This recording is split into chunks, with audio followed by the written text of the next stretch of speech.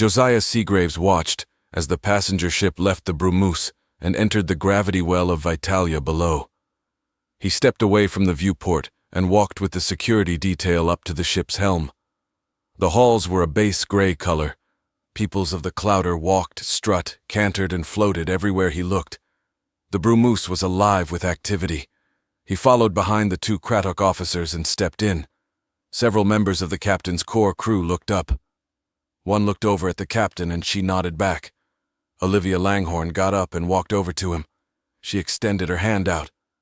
"Welcome aboard the Brumus Seagraves." Josiah took the offered hand and shook. "Happy to finally be here." Olivia let go and turned around. She pointed at an empty console. "Go ahead and log in. The ship only has base AI, so we have to operate it all the old-fashioned way." He walked over to the console and put his hand on the screen. It scanned him in and pulled data from his wrist data store. He looked up at her. "You know my credentials. I can handle the old-fashioned way." She smiled at him. "Yes, I went over your file thoroughly."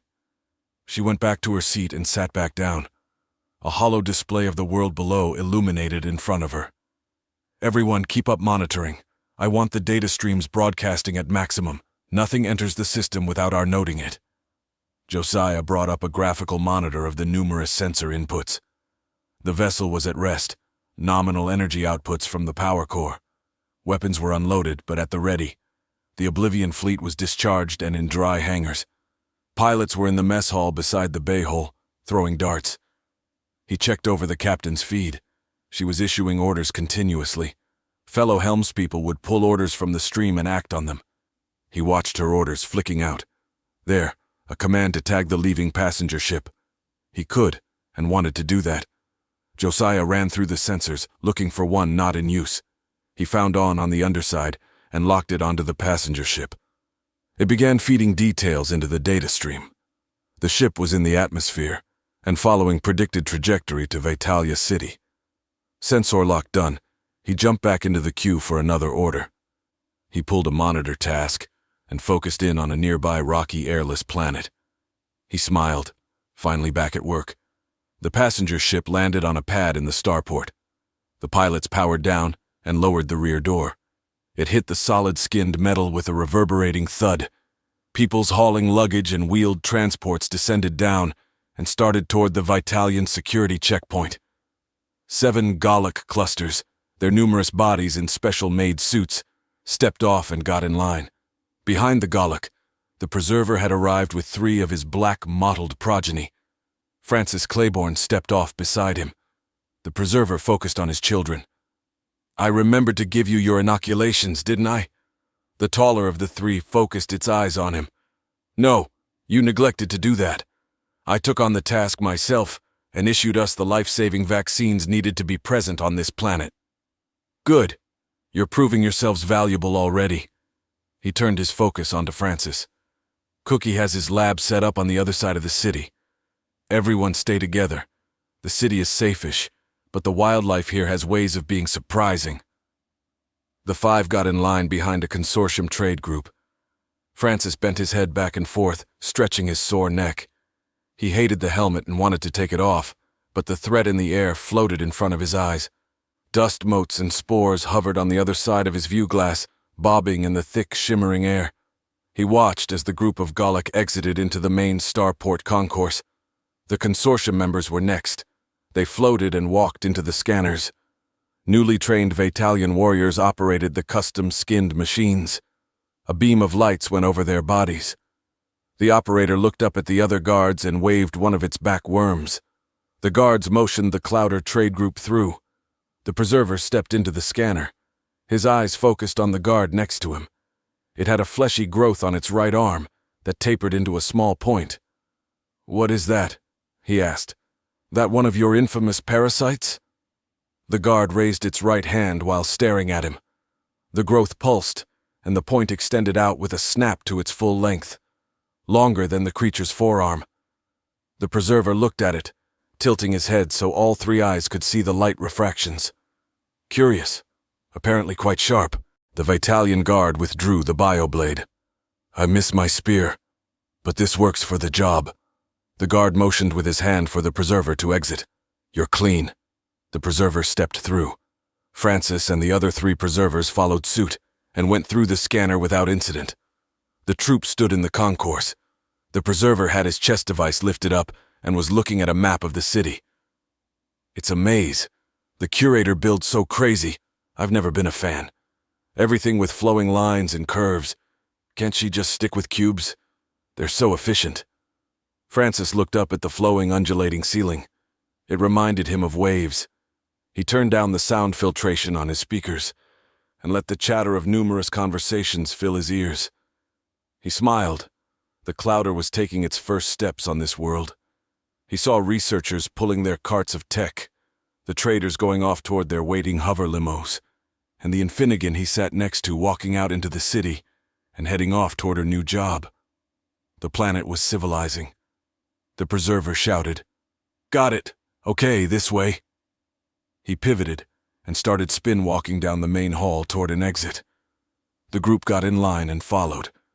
Francis was distracted by the sights but was able to keep pace with the pack.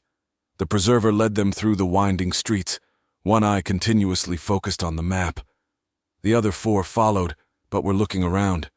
Very few automated vehicles were seen. Most of the transportation was conducted using the various native beasts and carriages. Several of the carriages were made of skinned metal, but most were carved from native wood. Francis looked down a street leading toward the outer wall, and he could see the tall forests rising in the distance. Beyond them, he could see the silent Tower of Fangs. Tiny dots indicated shuttles going back and forth from the city to the Geneforge Tower. The city was busy.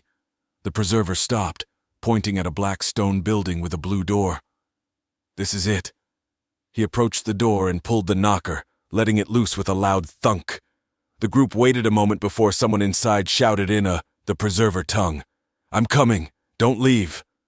Francis watched as the door opened. A purple-striped preserver swung the door open and looked at them. "Yay, more of us," Grape Juice said. "Hello, all of you." She looked at Francis and stared for a moment. "You must be the client?" Francis nodded. "I am." She turned and cantered inside, waving the group in. "Shut the door behind you and bolt it. Sometimes things slip the wall at night. I don't want devoured during my rests." They stepped inside, and one of the black-mottled preservers held back to slide the metal crossbars in place over the door. Francis's eyes wandered over the walls. They were smooth blackstone with insets. Each inset had a gestation tube in it, and in each tube a different creature was growing in vat fluid. Monitors over each gave a readout of vital signs and growth rates. Francis looked back forward down the hall they walked through. A double door was open and he could make out Cookie working inside. They entered and gathered around the autopsy table. Cookie looked up with one of his 3 eyes. "Did you not take the vaccines?" The preserver rose a little taller. "We did." Cookie refocused back on the project he was cutting in. "Then why are you all wearing breathers? My inoculations are proven functional." Francis looked around, and the Twainian preservers pulled off their breathing masks. He lifted his hands and started undoing his helmet. Cookie finished the cut and started pulling out organs, placing them into trays. One of his eyes and hands focused on Francis. "So, you are wanting some illegal work done?" Francis pulled off his helmet and tucked it under his arm. Grape Juice walked over, hands out. "I'll take your helmet if you wish." Francis handed it over and looked at Cookie. He was about to speak when the preserver interrupted. "Vitalia has yet to enter the clouder. You and I both know that there are no manipulation regulations set on this world. Nothing he is proposing is illegal." Francis smiled and took over. "The preserver has a good point, but what I am wanting probably won't be looked on favorably elsewhere." Cookie finished his task and grabbed a fiber cloth to wipe his hands. He cantered around the table, spinning near the corners, and approached Francis. He focused all 3 eyes into the humans too. "Well, you're here. No AI is listening in these halls. What is it exactly you are wanting?" Francis met his gaze and smiled. "I want to never have to wear a suit again." Back at the starport, Pink held her daughter and touched her muzzle with hers. She looked over at Slayer. "Protect my daughter. I do not know what it is like out there." Slayer lowered his head and worms. "I will my queen," Stubborn patted Slayer, and the two turned away and walked towards security. Callie looked at the group of waiting Galak. She turned and watched Pink staring at her daughter, who was about to be one of the first of her kind to enter the dark cold of space. As the two disappeared toward the outbound shuttle, Pink turned and looked over the Galak. She flashed colors on her chest, and the Galak heard the translations in their suits. "So you are the demons from the dark everyone is afraid of." She walked close to them, looking at the tubes connecting several of the bodies into clusters. "You share air with one another, then?" Callie shook her head. "No, they are like worms. They live in dead bodies, sharing one consciousness over several corpses." Callie pointed at the tubes. "Those are how you stay connected, right?" she asked the front Galak. The cluster nodded as a group, then spoke. A visor on Pink's head translated the words into colors. "That is right." The cluster looked at Callie and then at Pink. "We are ready for the entailed work. The files said that you needed things hunted, is this correct?" Pink looked at Callie, her backworms twitching, and then met the cluster's gaze. "Eager for hunting. I like them already. Yes, we need warriors on the walls, and some for patrols. You will be paid standard soldier wages as lined out in the agreement. We can get you training with the guard promptly." Callie interjected. "Don't try to go feral. This world is built around eating you alive. You leave your suits, and the air itself will start dissolving you strand by strand." The lead Galak turned its bodies to look at her. Callie's neck hair stood on end. "We read the report, human. We will stay in our suits. We were told we would be allowed our share from the kills, is that correct?" Pink flicked her ear flaps. "Hungry too, I like them." Callie sighed. "They'll eat you first chance they get." Pink stepped closer to the Galak, running her worms on their suits. "Good, then I can treat them as equals." Pink turned and waved at the nearby guards. They approached. "Men, I want you to take our new friends from the dark and teach them to use the spears and cutters. Divide them up and put them in different patrols." The guards lowered their heads. "Yes, Pink." The Galak lowered their heads to the queen, and then followed behind the guards. Callie stood next to the matriarch. "Seriously, those things are dangerous. Be careful with them. They breed rapidly, consume, and take over everything they can." Pink touched the human with one of her backworms and right hand. "You hate them?" "I am wary of them. I don't want to be one of their puppets. The cookie has given me assurances that they cannot run rampant here. I understand your fear, though. The jungle beyond the wall is our Galak, and we are the jungles." Pink flicked her head flaps again. "Predators cause fear in prey. It is natural." She squeezed Callie's arm. "Your people are proof that overcoming that fear has great rewards. I will prove my people's strength and make an ally of these creatures even the mighty humans fear." Callie chuckled. "You're a cocky bitch." Yes, I am," Pink replied without an edge of humor. Dam walked the city of Vitalia in a suit with a dark-tinted helmet to hide his face. He pulled a large case on wheels behind him as he walked down the sidewalk toward the central city tower. Cameras picked him up, and turrets relaxed to point in other directions. He reached the main stairs and lifted the case up. He entered into the tower, walked past the scribbler guards, and walked through the main entry hall. He turned and followed numerous bundles of wires down toward a large back room. As he neared the door, it slid open, awaiting him to enter. He stepped in, and the doors shut behind him. The small, empty room began moving. He could feel himself descend in his stomach. After a moment, the doors slid open again, revealing a massive room of wires, lights, and box spiders. There in the center of the room, Curator sat in the hands of her stilled giant. Dam walked across the gantry to her. He stopped at the giant's fingers and looked over the sleeping titan. "Quite a setup you have, Curator." She eased her green-fleshed body up and walked towards him. "Hello, Dam. You said you brought a gift for me?" Dam unhinged his helmet and pulled it off. "Yes. I think you'll like it." He pulled the case in front of him and offered it to her. "Take a look." Curator knelt down, watching his eyes. Her hands, guided by numerous watching box spiders, found the latches and opened the case.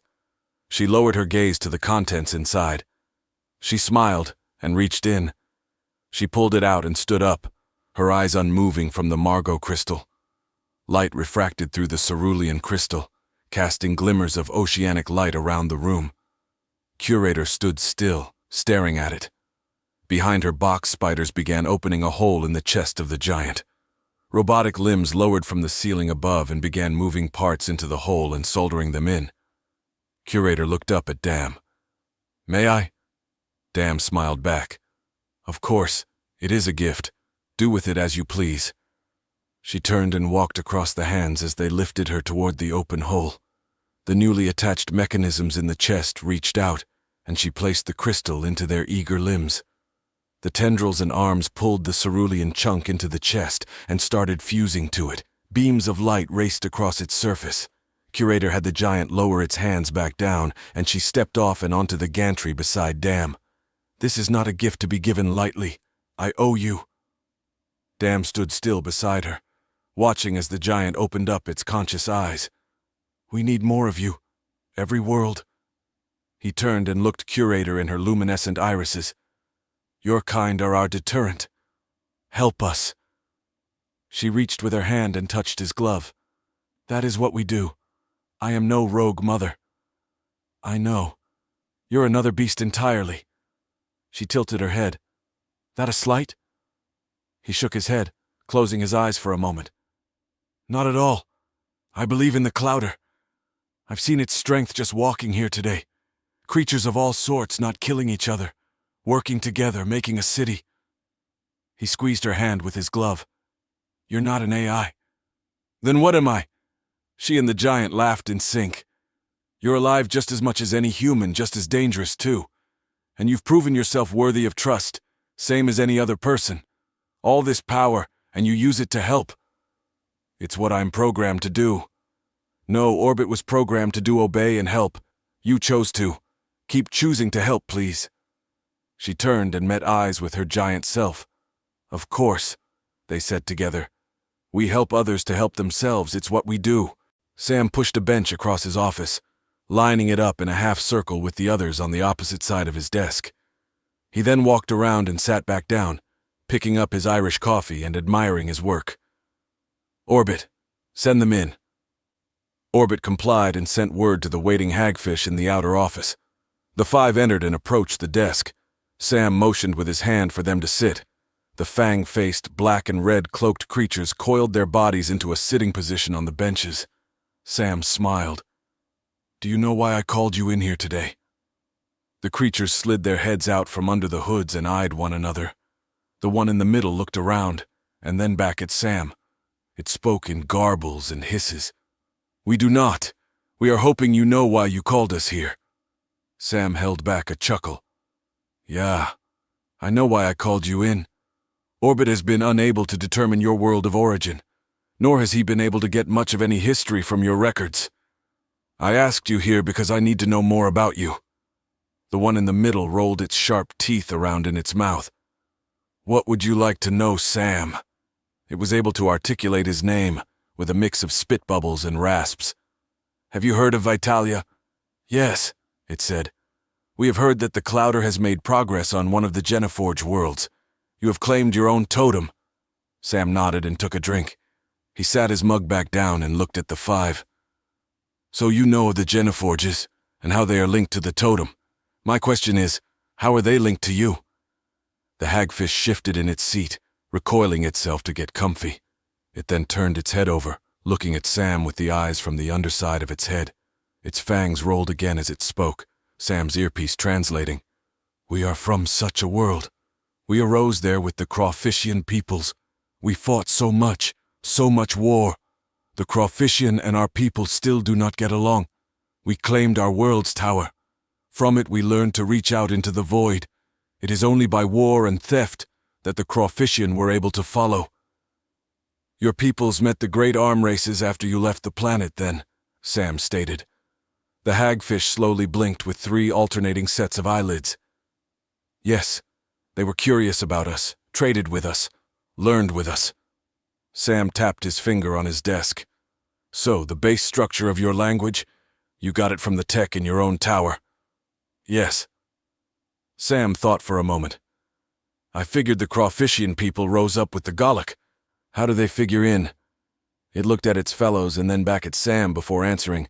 The Gallic fled with the Gree from their planet. Their planet is still alive and running. We encountered them after we escaped our world. Sam nodded. Yeah, they kind of have similar body structures. I can see that. Well, shit, that explains the connections. I was hoping you knew more about whatever is going on in my dreams, that Aralang thing. It blinked again. Yes, we know more we can share with you. Your people are strong enough. Yes, yes. He sat down his mug. Go on. We follow the Aralang. It has led us here. We seek it as you do. Sam sat waiting. And? How did it lead you here? What is it? The hagfish shifted position again. Drips of slime fell from the cloak to the floor. It does as it did you. It troubles our sleep periods, leaves traces in our digitals, leads us with whispers and visions. But what is it? We do not know. We are hoping you will give us clues. It seems to like you. So nothing then, Sam said under his breath. The 5 hagfish leaned together and whispered. The middle one spoke up at Sam. Not nothing, old totem maker. King of whispers and the origin of our tower birth. We wish to find it. That is why we have come here amongst your odd people. Sam chuckled. Yeah, my people are quite odd, aren't we? Very odd. Strong, full of bones, odd minds. Yes, you are quite strange. We have a question for you. Sam lifted his mug back up and took a sip. Ask. I owe you an answer. You are from the far worlds, yes? Sam nodded. Yes, my world is far away through the rift tunnels. What are your towers like? Are they so different that you did not recognize them? It asked. My world didn't have a tower. My people grew over time. Sam touched his wrist pad and typed in evolution. He pulled up the wiki and flicked the file over to the hagfish. I just sent you a file on how my people rose up. It took my people a long time to figure out where we came from. I wish it were as simple as looking for some maker, but our rise was based on luck and deep time. The hagfish started looking over it on tiny data slates that they pulled from their cloaks. They whispered in hisses and gurgles. The center one spoke at Sam. Thank you, we will study this. It may hold clues. Sam shook his head, smiling. You guys seem to like conspiracies. It looked up from its data slate. Conspiracy? No, connections. We like connections. Always things connecting from small to large. Things touch, talk, connect, clues. Sam kept smiling. Gotcha. Fufang finished his shift scavenging and retired back to his quarters. His room was littered with parts, broken tubes, and tools. In the corner he had pieced together a working synthetic womb. His ears bobbed as he scrolled through the loaded DNA files. He pulled a hair from his hip pouch and put it in the scanner. After a few moments, the analysis was complete, and the makeshift console displayed an image of the human's pink companion animal. Ugly creature. Fufang looked over the genome, picking parts of it for potential modification. He scrolled through the available sequences in the old preserver files. As he scrolled through, the image of the cat changed. The pink hair grew long and started curling. He scrolled the other direction and the hair got shorter and then eventually disappeared. Better. What else? He scrolled the DNA, changing the skin texture. The pink underskin darkened, then lit up with spots. He spun through to his own genome, causing the digital cat rendering to shimmer. Ooh, I like it. He toyed with musculature, mental structure, tail length, modifying the cat into a shorter, thicker-headed, Infinnegan-skinned aberration. Perfect. He sent the file to the synthetic womb, but a flickering warning sign illuminated the screen. What? Materials lacking? Scraps? He looked around the room, scattering the salvage debris for any containers of viable biomaterial. Scraps. He was without viable material. He opened up his datapad and eyed his clams. His account was just above having enough for bills. Fufang stood in his room, looking as he thought with his head tilted. His sets of eyes hung on a pile of machinery in the corner. An idea struck him. After a few hours, he had a bio-based synthesizer cobbled together. He took an image of it and put it on the Twain marketplace. He typed for sale or trade and put it up as active. Come on, someone buy it. It was only a few hours later a human messaged him. Fang put the synthesizer into a bag and went out into the station.